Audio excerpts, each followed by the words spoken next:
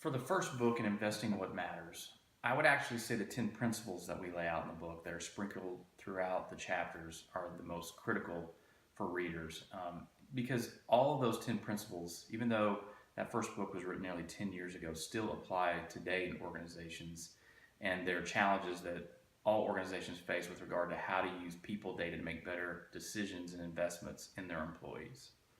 In the second book, Business Focused HR, I would actually say that the first chapter is the most important, and because it really does just outline the process, the roadmap, if you will, for how organizations can use people data and analytics to make better informed decisions so that they actually can show a return on their investment.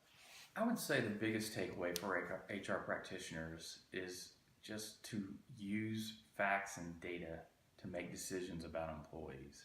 I think oftentimes we end up relying on our gut or our experiences to make decisions about employees. And the reality is it's not always the most prudent thing to do. And what the books do is they outline exactly what data and information you have on employees and how to use that information to make better decisions. SMD, we've been doing this type of research and analytics regarding employees and linking them to business outcomes for almost 10 years now. And I would say the one thing we've learned from that is that organizations and people at work are very complex, and there is no silver bullet.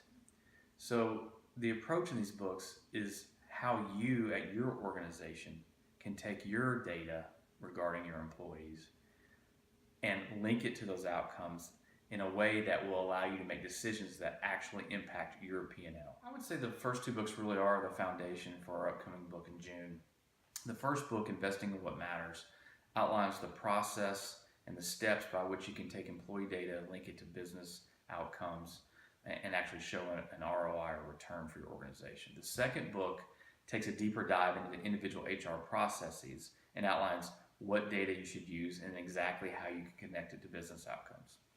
The third and upcoming book really is a culmination of 10 years of analytics, research, and best practice. And so the first two actually just perfectly lay the foundation for the upcoming book.